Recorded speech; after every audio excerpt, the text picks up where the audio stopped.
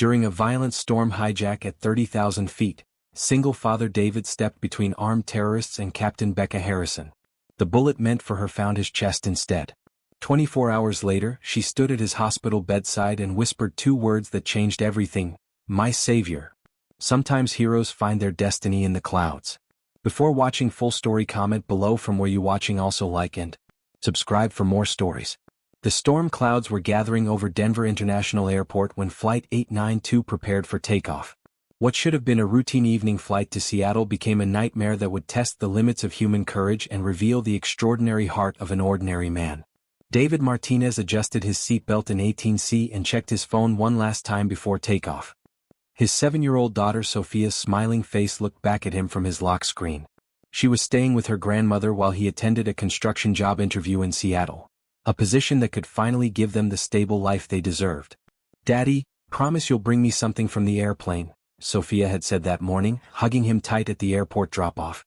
"I promise, Mija," he had whispered back, his heart breaking a little at leaving her even for 2 days. Now, as the Boeing 737 taxied toward the runway, David felt the familiar weight of being a single father. Every decision, every risk, every moment away from Sophia mattered more than other people could understand. In the cockpit, Captain Rebecca Becca Harrison was conducting her final pre-flight checks with her co-pilot, James Chin. At 32, Becca was one of the youngest female captains at Mountain West Airlines. She had worked twice as hard as her male colleagues to earn her position, and she never took the responsibility lightly. "Weather Service is reporting severe turbulence over the Rockies," James noted, reviewing the latest reports. "We'll climb above it," Becca replied confidently. "I've flown through worse storms than this." She was right, she had. Becca had been flying commercial aircraft for 8 years, and before that she had been a military pilot. She had navigated through desert sandstorms, tropical typhoons, and Arctic blizzards. Tonight's thunderstorm was just another challenge. But neither Becca nor David knew that the Real storm was already on board. 3 men in different sections of the plane had boarded with fake identification and carefully concealed weapons. They had been planning this hijacking for months, timing it perfectly with the storm system that would make emergency landings nearly impossible. As Flight 892 lifted off into the darkening sky, lightning illuminated the cabin windows. The plane shook with turbulence, and several passengers gripped their armrests nervously. David closed his eyes and thought of Sophia. In 12 hours he'd be back with her, hopefully with good news about the job. He had no idea that in the next 20 minutes he would make a choice that would change 2 lives forever. 20 minutes into the flight, as the plane battled through thick storm clouds, the cabin lights suddenly dimmed. Most passengers assumed it was related to the rough weather, but David's construction instincts told him something else was wrong. Then he saw them. 3 men had stood up simultaneously in different sections of the plane. The one closest to David, in row 14, was reaching into his jacket. Another was moving toward the front of the cabin. The third was heading toward the cockpit. "Ladies and gentlemen," the man in row 14 announced loudly, pulling out what looked like a gun, "this flight is now under our control. Everyone remains seated and no one gets hurt." Screams erupted throughout the cabin. A baby started crying. An elderly woman in the seat across from David began praying in Spanish. The lead hijacker, a tall man with cold eyes, continued his announcement, "We're going to need the pilot to change course. And to make sure she cooperates, we're going to need her to come out here where we can see her." In the cockpit, Becca heard the commotion through the reinforced door. Her training kicked in immediately. "James, lock us in and radio ground control," she ordered, her voice steady despite her racing heart. "Tell them we have a hijacking situation." "Already on it," James replied, his fingers flying over the communication controls. But the hijackers had planned for this. One of them produced what appeared to be explosive materials and threatened to detonate them if the cockpit door wasn't opened. "Captain Harrison," the lead hijacker called out, somehow knowing her name. "We know you can hear us. Either you come out or we start hurting passengers. Your choice." Becca's mind raced. Her military training had prepared her for enemy combat, but this was different. These were innocent civilians in her care.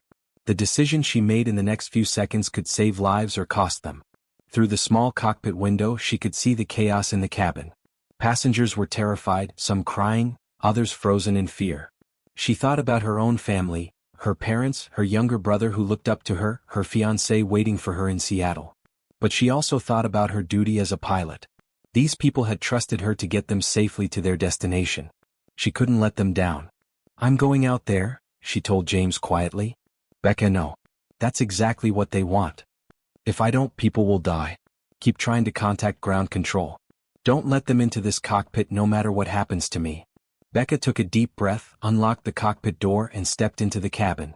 David watched in horror as the young female pilot emerged from the cockpit. She was trying to appear calm, but he could see the fear in her eyes. She reminded him of his sister Maria, brave on the outside but vulnerable underneath. "Ah, Captain Harrison," the lead hijacker said with a cruel smile. "Thank you for joining us. Now you're going to help us redirect this plane to our destination." "I can't do that," Becca replied firmly. "We're in the middle of a severe storm system. Any course change right now would be extremely dangerous for everyone on board." The hijacker's expression darkened.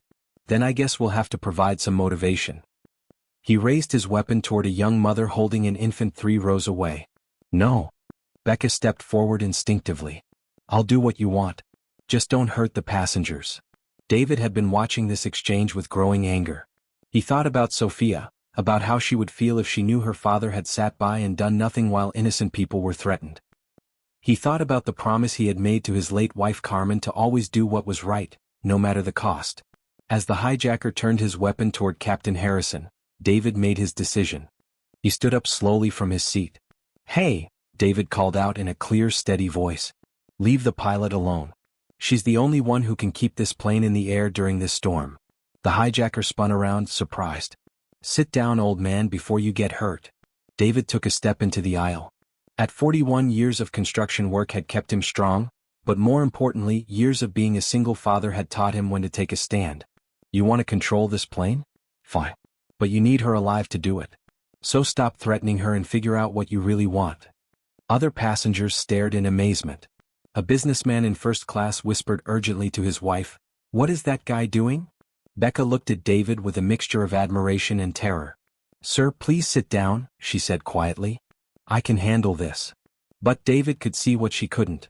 The second hijacker was moving behind her, preparing to grab her while she was distracted. "Behind you," David shouted, rushing forward. The lead hijacker raised his weapon, but David was already moving. In one fluid motion, he pushed Captain Harrison aside and stepped directly between her and the gunman. The shot echoed through the cabin, audible even over the storm outside. David felt the burning pain in his chest but stayed on his feet. He could taste blood in his mouth, but his only thought was whether the pilot was safe. "You idiot," the hijacker snarled. "Now look what you made me do." But something had changed in the cabin. David's act of courage had awakened something in the other passengers. A college football player in row 10 stood up. Then a retired military veteran. Then a businessman who had been cowering in his seat. One by one, passengers began standing, creating a wall of ordinary people who had decided they wouldn't let fear control them. Faced with a plane full of people willing to fight back, and with their plan falling apart in the chaotic storm, the hijackers found themselves outnumbered and overwhelmed. The football player tackled one hijacker while the veteran disarmed another. The third surrendered without a fight when he realized the situation was hopeless.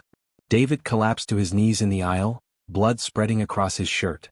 Becca immediately dropped down beside him, applying pressure to his wound. "Stay with me," she said firmly, her pilot training taking over. "What's your name?" "David. David Martinez," he gasped. "David, I'm Becca. You saved my life. Now I need you to stay conscious so I can save yours."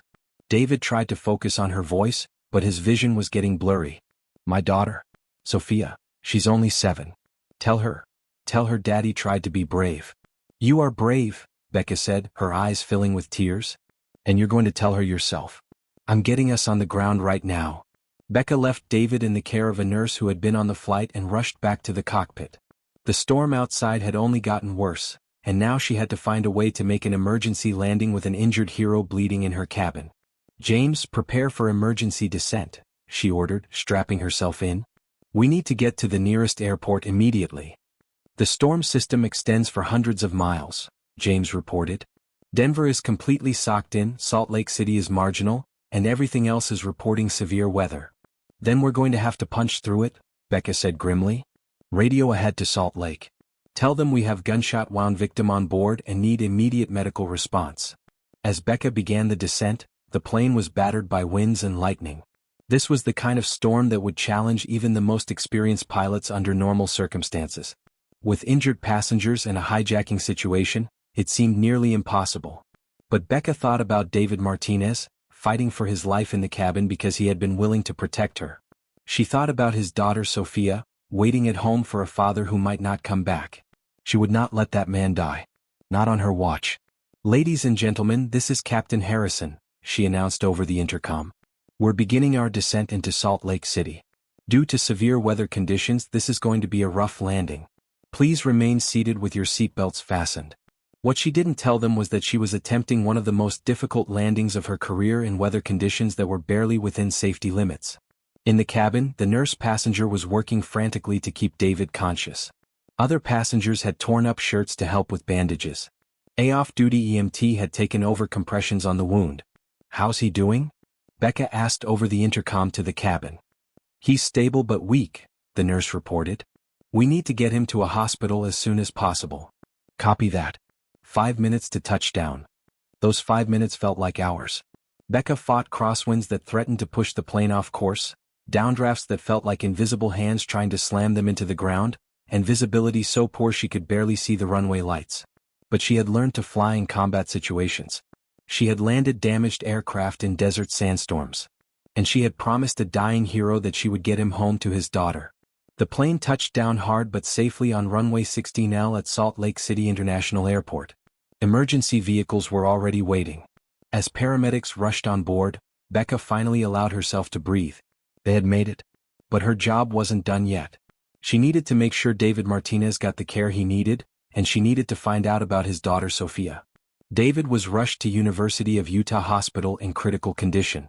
The bullet had punctured his lung but missed his heart by inches. He would need immediate surgery and a long recovery, but doctors said he would survive. Becca refused to leave the hospital until she knew David was stable. She called her airline's crisis management team to arrange for Sophia to be flown to Salt Lake City with her grandmother.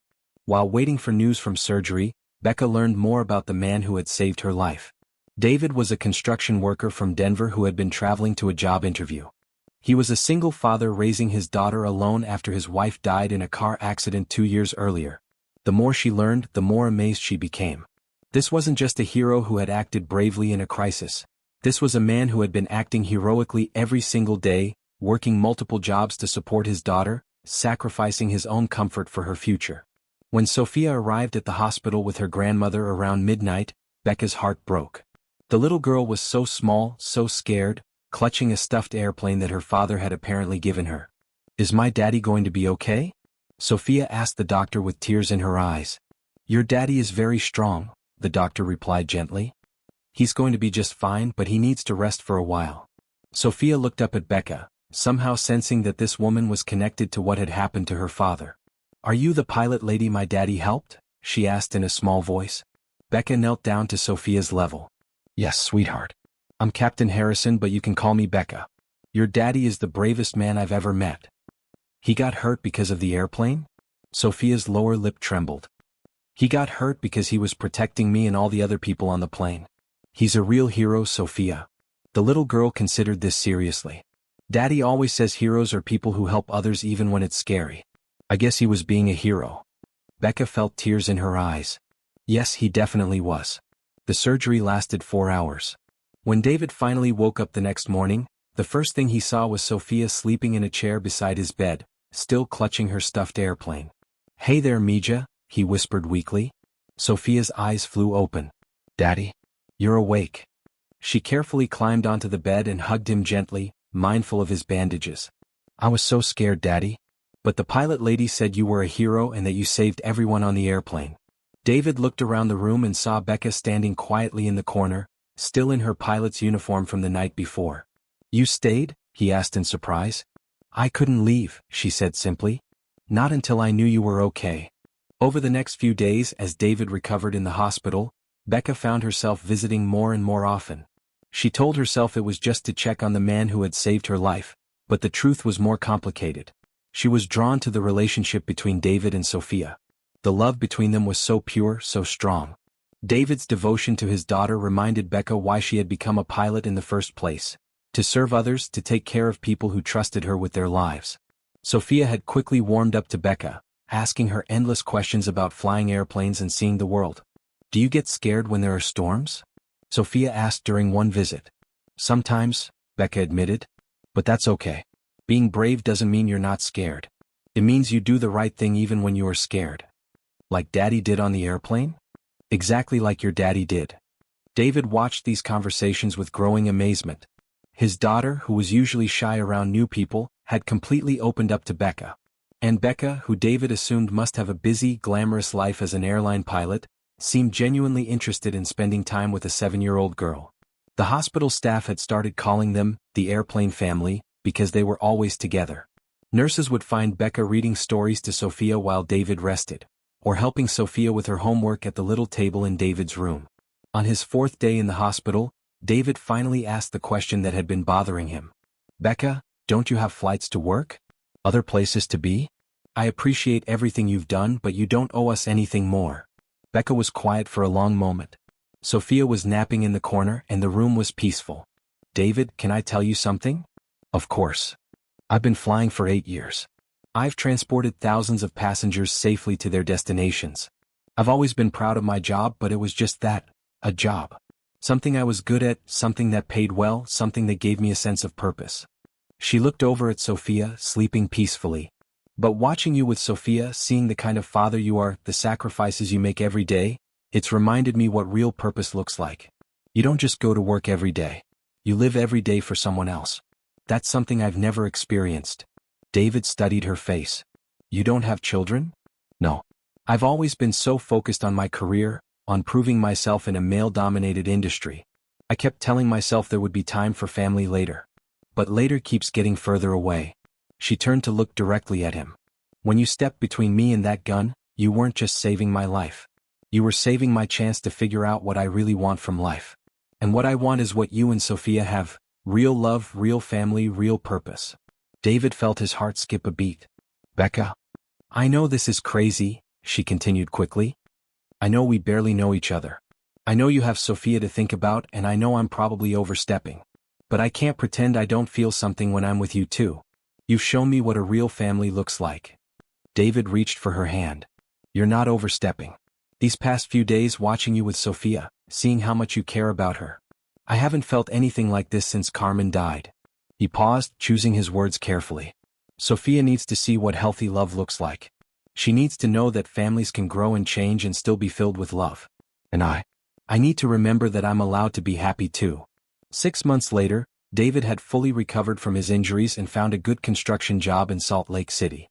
He and Sophia had moved there to be closer to Becca, who had requested a transfer to Mountain West Airlines' Salt Lake hub. Their relationship had developed slowly and naturally. Becca never tried to replace Sophia's mother or force her way into their lives. Instead, she became a friend to Sophia and a partner to David in a way that felt organic and right.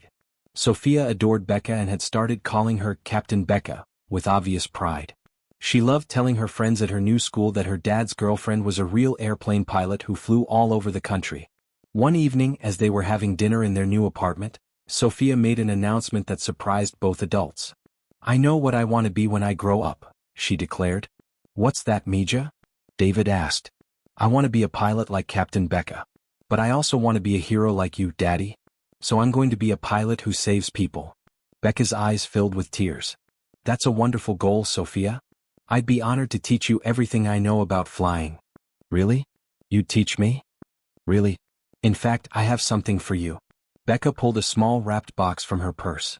Inside was a pair of junior pilot wings, the kind airlines gave to children visiting the cockpit. These are real pilot wings, Becca explained as she pinned them to Sophia's shirt. They mean you're an honorary member of my flight crew. Sophia beamed with pride, touching her wings gently. Later that evening, after Sophia had gone to bed, David and Becca sat on the balcony of their apartment, looking out at the mountains. Thank you, David said quietly. For what? For loving her the way you do. For making her feel special. For showing her that she can be anything she wants to be. Becca leaned against his shoulder. She makes it easy. She's an amazing little girl, David. You've raised her with so much love and strength. We've raised her, David corrected gently. These past 6 months, you've been just as much a part of her life as I have. They sat in comfortable silence for a while, watching the stars appear in the clear mountain sky. Becca, David said finally, I have something to ask you. She looked up at him expectantly. David reached into his pocket and pulled out a small velvet box. I know this might seem fast to some people, but when you've faced death together, when you've seen someone love your child like their own, when you've found your missing piece, time doesn't matter anymore. He opened the box to reveal a simple but beautiful ring. Rebecca Harrison, you saved my life by giving me a reason to be brave. You saved Sophia's life by showing her what it means to be strong and independent. Will you save our family by becoming part of it forever? Becca's eyes filled with tears. Yes, she whispered. Yes, I want to be part of your family forever. From Sophia's bedroom came a small cheer. She had been listening from her doorway, hoping for this exact moment. Get out here, Mija, David called to her with a laugh. This is a family moment. Sophia raced out in her pajamas and launched herself into their arms. Are you going to be my real mom now? She asked Becca. I'm going to be your stepmom, Becca said carefully. But I'll love you just as much as any mother ever could. Even more, Sophia said confidently. Because you chose us, and Daddy says choosing someone is the best kind of love. 1 year later, on a beautiful spring morning, Captain Rebecca Martinez, she had taken David's name, was preparing for takeoff on Flight 847 from Salt Lake City to Seattle. In the cabin, passengers were settling in for what they expected to be a routine flight. But this wasn't just any flight. David and Sophia were in seats 12A and 12B, traveling with Becca for the first time since the hijacking. Sophia was wearing her junior pilot wings and couldn't stop smiling. As the plane reached cruising altitude, Becca made an announcement over the intercom. Ladies and gentlemen, this is your captain, Rebecca Martinez. I wanted to share a special story with you today about courage, love, and the extraordinary things that can happen when ordinary people choose to be heroes. She told the passengers about the storm hijacking, about David's heroic act, about how one moment of bravery had led to a lifetime of love. The man who saved my life is sitting in seat 12A with our daughter Sophia. They taught me that heroes aren't people in comic books or movies. Heroes are single fathers who work multiple jobs for their children. Heroes are little girls who welcome strangers into their families with open hearts. Heroes are ordinary people who make extraordinary choices when it matters most. The entire cabin erupted in applause. Passengers turned to look at David and Sophia, who were beaming with pride. An elderly gentleman across the aisle leaned over to David. That was the most beautiful story I've ever heard. You're a lucky man. David looked at Sophia, who was coloring in her aviation activity book, and then thought about Becca in the cockpit, safely guiding them through the sky. Yes, he said with a smile that lit up his entire face. We all are. After they landed in Seattle, the flight crew gathered around David, Sophia, and Becca for pictures. The story would be featured in the airline's magazine, but more importantly, it would become part of the company's training program about courage under pressure. Sophia, now 8 years old and even more confident than before, announced to the crowd of airline employees, "My daddy is a hero, my mom is a pilot, and I'm going to be both when I grow up." The crowd cheered, and Becca felt her heart swell with pride. This little girl, who had lost her birth mother so young, now had an entire extended family of people who believed in her dreams. 5 years later, Sophia Martinez, now 13, stood in the cockpit of a Boeing 737 during a Bring Your Daughter to Work Day event. She was wearing a junior pilot uniform that Becca had specially made for her, and she was conducting a pre-flight checklist with the confidence of someone who had been learning about aviation her entire life. Fuel levels check, hydraulic systems check, communication systems check. Sophia rattled off, her voice clear and professional. Becca watched with tears in her eyes. Perfect, First Officer Sophia. You're ready for takeoff. David stood in the doorway of the cockpit, marveling at how much his daughter had grown. She was smart, confident, and determined, everything he had hoped she would become. Nervous about your first time in the cockpit? He asked her. Not nervous, Daddy. Excited. Captain Mom taught me that being brave isn't about not being scared. It's about doing the right thing even when you are scared. Smart girl, David said, ruffling her hair. Sophia looked at both her parents. I know what happened on that airplane before I was born changed all our lives. But I'm glad it happened because it brought us together as a family. Becca knelt down to Sophia's level. What do you mean, sweetheart? I mean, if those bad men hadn't tried to hurt you, Daddy never would have been brave enough to save you. And if Daddy hadn't saved you, you never would have become my mom. So even though scary things happened, good things came from them too. David and Becca exchanged amazed looks. Their 13-year-old daughter had just articulated something that had taken them years to understand. You're absolutely right, Mija, David said softly. Sometimes the worst moments lead to the best ones. And sometimes, Becca added, strangers become family. Sophia smiled. And sometimes heroes get the happy endings they deserve. That evening, the Martinez family sat on their porch watching the sunset, just as they had done hundreds of times before. But tonight felt special. Tell me the story again, Sophia asked, even though she had heard it countless times. Which story? Becca asked with a smile. The story about how Daddy saved you and you saved us right back. So David and Becca told their story once again. The story of a storm hijacking, a moment of courage, and a love that grew from the most unlikely circumstances. They told Sophia about the importance of standing up for what's right, about the power of choosing love over fear, about the beautiful truth that families aren't just born, they're made. And Sophia listened with the same wonder she had felt the first time she heard it, because it wasn't just a story to her. It was the foundation of everything she understood about courage, love, and what it means to be a hero. Years later, when Sophia became a pilot herself, she would tell her own passengers about the day her father took a bullet to protect her mother during a storm hijacking. She would tell them about ordinary people making extraordinary choices, about love that chooses to exist even in the darkest moments. But most of all, she would tell them that the best families aren't always the ones you're born into. They're the ones that find you, fight for you, and love you exactly as you are. The Martinez family proved that sometimes heroes do get happy endings, and sometimes those endings are even better than the fairy tales. David had taken a bullet for a pilot during a storm hijack. The next day, she called him her savior. But the truth was they had saved each other. And they lived heroically ever after.